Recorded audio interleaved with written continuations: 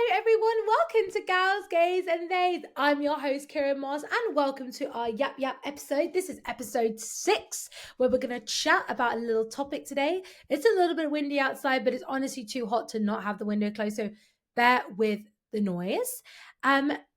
Before we get on to our episode, a quick little bit of information. If you want to follow us, you can follow us on Instagram at g.g.t_show. You could also follow us on TikTok at g.gt_show. You can also, if you want to ask a question in next week's episode, follow the link in the show notes or in the description, and you can follow the link to our question form where you can ask absolutely anything. It's 100% anonymous. You can ask anything from relationships to friendships to politics to fashion, absolutely anything. Nothing is off limits on this show. If you didn't hear earlier, today's episode is a bit of a gap episode, so it's a little bit shorter, but it's going to be absolutely amazing, and we just talk about a topic. So yeah, let's get straight into the pod. So today's episode is called Being Bi.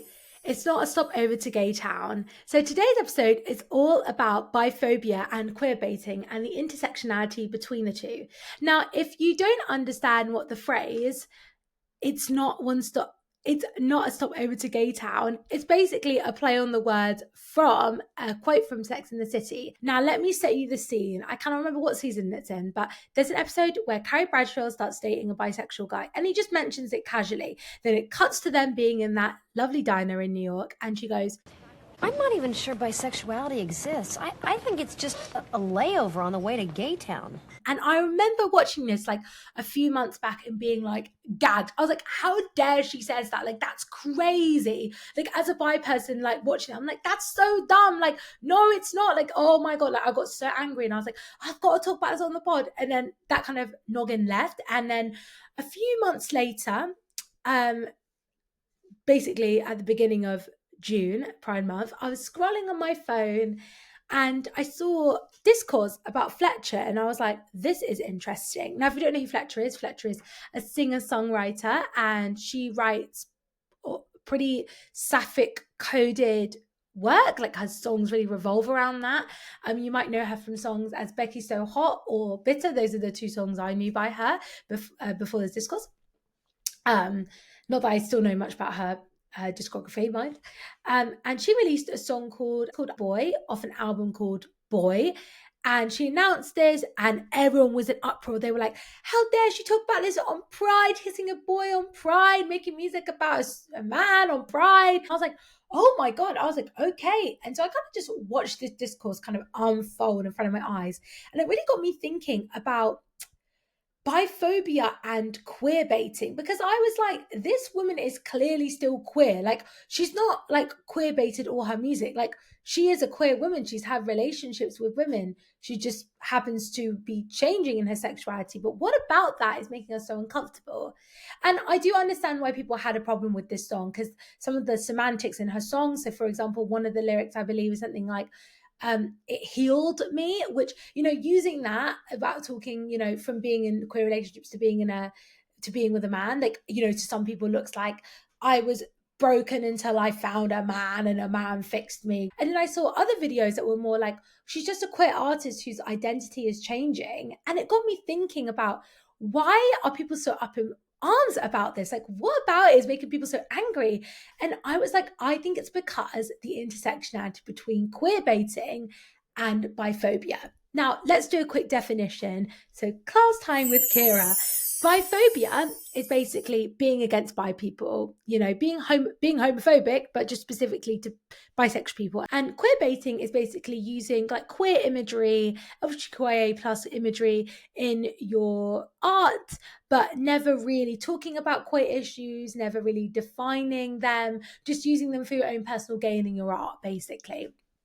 And they unfortunately intersection because bi people will often date members of the opposite sex. I'm a bi woman. I'm in a relationship with a man. I have been for almost 2 years now. And, but I'm still bisexual. I'm still very much queer. Like, it's still very much a big part of me. It's still a massive part of my identity, even though at this current time, I am dating someone of the opposite gender, So for some people, like, that can be, really weird. And sometimes that kind of manifests itself in people thinking that your art is queer baiting because, you know, you're currently seen in a heterosexual presenting relationship because, you know, my partner is straight, but I am very much queer. So to some people, they look at that and they wouldn't know, would they? And, you know, that kind of relationship of queer baiting and biphobia go hand in hand.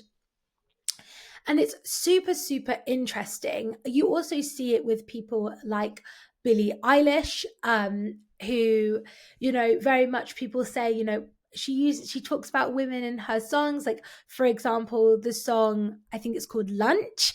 She's talking about basically being with a girl, and, you know, in that song, but yet people haven't really seen her publicly with a woman, and people are like, oh, she's just queer baiting. She's not like actually like queer, because she's like, you know, been seen dating men. And I'm always like, no, no, no, that's not how that works. Like, she can be still very much queer, and yet she can be dating a man, because being fluid or be bi, like, you know, you date both genders. I think a great representation of being fluid when it comes to dating or being bi in modern media is Paul Baker on Adults FX. When I watched it, I was like, oh, I was like, this is the rep I like want to be seeing. Watching that, I was like, yeah. He dates men, women, everyone, absolutely everyone. I think he's like fluid, dates everyone, and, you know, it's like just kind of part of his identity, and no one really gives a fuck. You know, I would spoil the ending of the show, but I'm not going to, because if you haven't watched it, then, you know, I don't want to spoil it for you. But I would go on if I could a little bit more. But, you know, like that kind of relationship between, you know, being bi and then being in a kind of straight presenting relationship, and then like kind of using queer media in your work is a really weird, like messy place to be in, because people kind of can't seem to wrap their head around that. And that brings us back to Fletcher. And basically, whilst I was like watching this go down, I was like, this is freaking crazy. And my opinion very much on it was, I can see both sides. I can see why it makes people uncomfortable, because I think people couldn't really like, you know, some of the language and semantics used in the song. I understand like why that would rub people up the wrong way. I also understand like, you know, this like quick aesthetic change from this kind of like more like kind of pop star, kind of a little bit more like sapphic coded, to being kind of running around in the free in this very like kind of like, not, I'm not saying it is conservative, but kind of like playing into conservative media of like, you know, playing in the field and whatever, like, you know, that can rub people the wrong way, because they're like, why is it something like 180, like you know, even though, you know, she's just developing as an artist. And I saw a lovely TikTok that was basically saying, you know, she's just a queer artist writing a song about how her identity is changing. And I was like, yeah, I was like, that's kind of how I interpreted the song. And it kind of got me thinking about, why are we also so uncomfortable with seeing maybe a woman who has only previously been seen dating women to like now date a man? Like, why is that so uncomfortable? Why do we not like that? What about that? And I think it's because people almost feel like it's like giving up on your queerness, that you're losing your queerness because you are dating someone and it looks like a heterosexual relationship, and people are like uncomfortable by that. They're like, that's really weird. And the thing is, like, I think we understand that more in people's personal lives, but when we see it on artists and celebrities, we're like, oh my god, like nothing is defined. Why is it not defined? Like, why don't I know for certain that Fletcher is bisexual? Like, why don't I know that for certain? Like, why is it changing? Like, I don't understand. Like, why is that so uncomfortable? And people like think that way, you know? I think another great example of this is Clairo, who I saw another TikTok like a few days later after the Fletcher discourse being like, Clairo's been spotted with a man, another one has fallen. And I was like, this girl is openly bisexual and fluid, like openly so, like openly. And it doesn't mean she's any less queer now that she's dating a man. Like, she's not any less queer because she's dating a man. She just happens to be dating a man, which is part of being bi. But people are like, okay, now you can't make queer coded music because you're dating a man.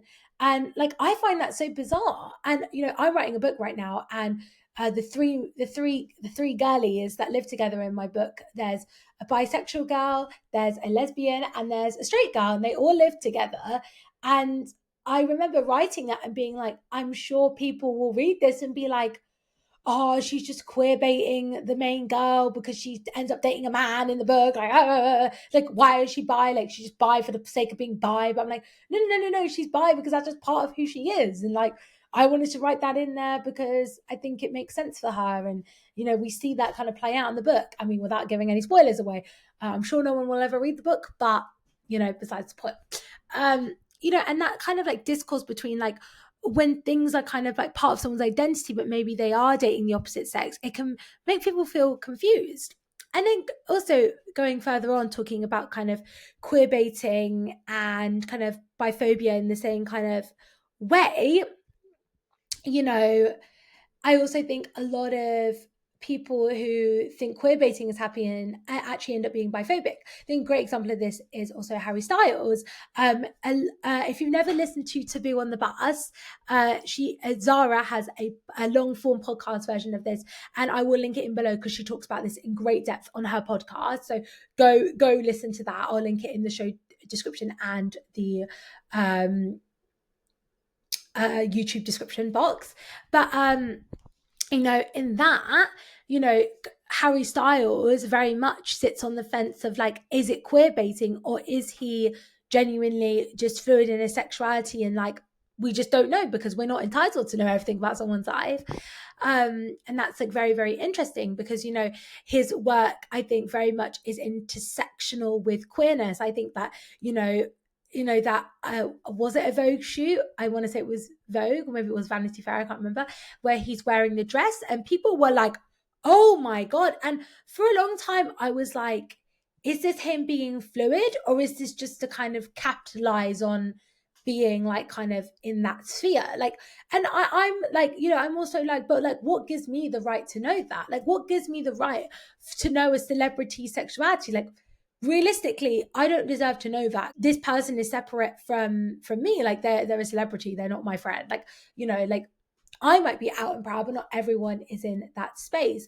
And people love to prophesize about artists being queer.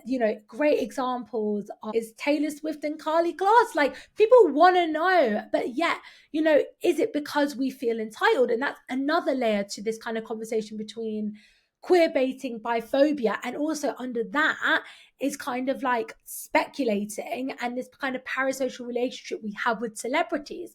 Like what gives us the right to know that? And there's that kind of like freeway, almost three-tiered system of it. And it's all very messy. And I definitely don't have the answers to this either. Like I think, I don't really know if everything is if it's queer baiting or biphobia. I think sometimes it can be quite dead center. So, like, for example, a great example of, I think, queer baiting is Pitch Perfect. Now, I'm a lover of the Pitch Perfect movies. They were an incredible point in my life, but they kind of hint at like these women being queer or having close relationships, and yet they never really do anything. They just hinted at it the whole time. I think now if they made Pitch Perfect now, I think it would be very different. I think that kind of queer baity weird like tiptoeing around it just wouldn't fly now. I hope it wouldn't fly. I hope the writers would be like, let's just make them queer, like what's the big deal? But like, that's a really, really interesting thing that happens. And like, that's a great example of that, like kind of queer baiting in media is very interesting to have that kind of like conversation within that. And I'm also going to talk a little bit about like kind of biphobia in general and kind of like how people, it is something that is quite normalized. We talk about it a lot, but it's extremely normalized. It comes up nearly every year at Pride about bi women who have boyfriends or maybe by men who have girlfriends and they want to bring them to Pride, and that is like a whole thing. And then you also have like maybe queer artists who are celebrating Pride but maybe at that particular time are dating someone of the opposite sex, and that makes people uncomfortable because they're like, what the hell? Like, and there's this whole like kind of discourse that happens every year. Like we almost can't move past it, which I can never understand because I'm still as bisexual and queer as I was when I was dating women as I am now. It's not it's not, I make the effort as a bisexual person to make sure that I'm still very much in the queer sphere, that I'm very much standing up for queer rights, that I'm very much, spending this time anchored in it, consuming queer art, reading queer books, like this stuff really, really matters. And, as a bi person, I like remember that, I've got to anchor myself in that, because I want to make sure that, even though my life isn't, as queer at the moment, doesn't mean that that part of my identity goes anywhere. It's still very much there. And I think a lot of bi people, when they see this kind of discourse on the internet, they very much have like, oh my God, like, it kind of causes a crisis. And I had that feeling a lot when I started Gals, Gays and Nays. I was like, I'm not bi enough because I'm currently not seeing a woman, and people are going to think I'm a fraud. People are going to think I'm a fraud. My 5 listeners on the radio station are going to think I'm a fraud. And it's something that I really had to come to terms with. And for me, Gals, Gays and Nays was a great way to kind of remember that, like, no, I'm still so inherently queer. Just at the moment, I'm just dating someone of the opposite sex, and that's cool. That's fine. I think also, like, going back to like the beginning of how we started this podcast, talking about the episode of Sex and the City, where Carrie Bradshaw says, it's just one stop to gay town, is something that is a rhetoric that gets repeated. And I remember listening to that and being like, no one would ever say that. And I'm like, no, people would say that now. People would say it on both sides of the fence, straight people and queer people. And that's a really interesting discourse. And it's like, the more that we talk about it and we kind of like have a discourse about it, the more that we can, stop the biphobia from happening. And we can actually point out real queer baiting, which is a real issue, without being biphobic. And I think it's something that we just got to discuss. And there are multiple, as we said before, there's multiple layers to it, especially when we're discussing celebrities.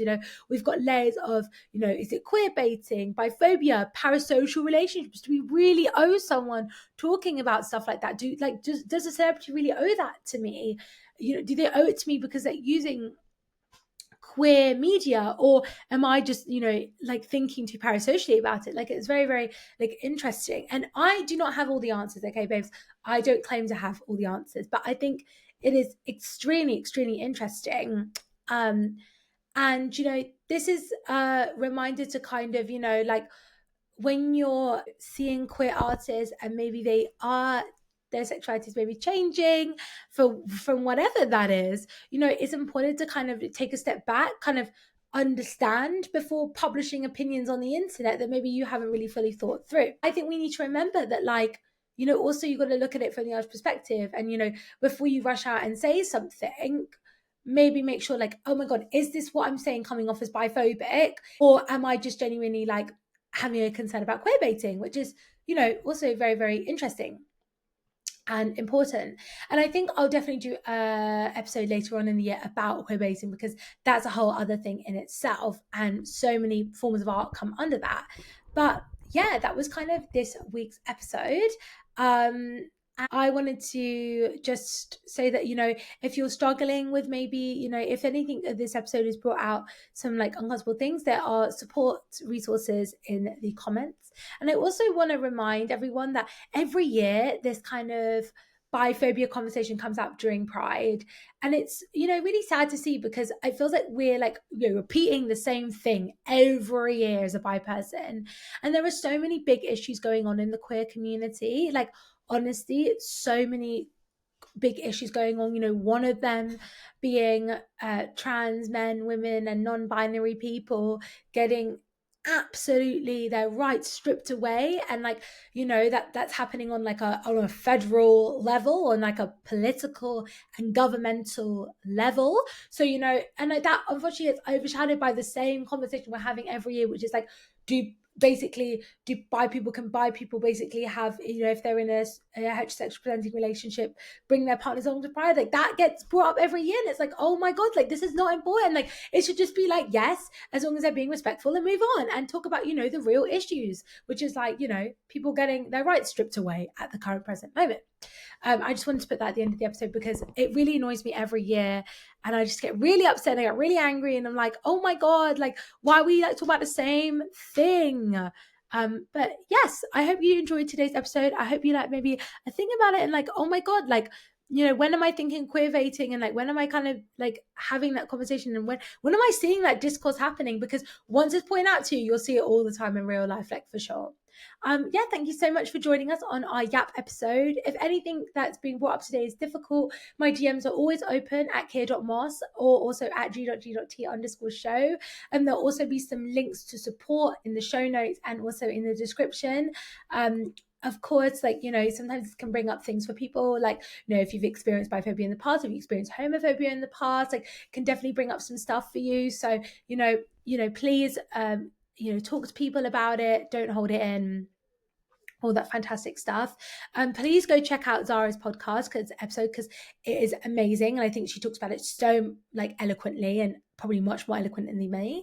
And yeah, that's absolutely everything today. Thank you so much for listening. I'm so happy to have been doing this podcast, and join us in 2 weeks for our next episode, which I'm not going to spoil what it is yet, but you can look out for hints on Instagram at g.g.t_show or also at kia.moss. And yeah, thank you so much for listening. I love you all. Thank you for listening to me yap. And yeah, take care. Have a lovely Friday or whenever you're listening to this podcast. And bye. See you next week.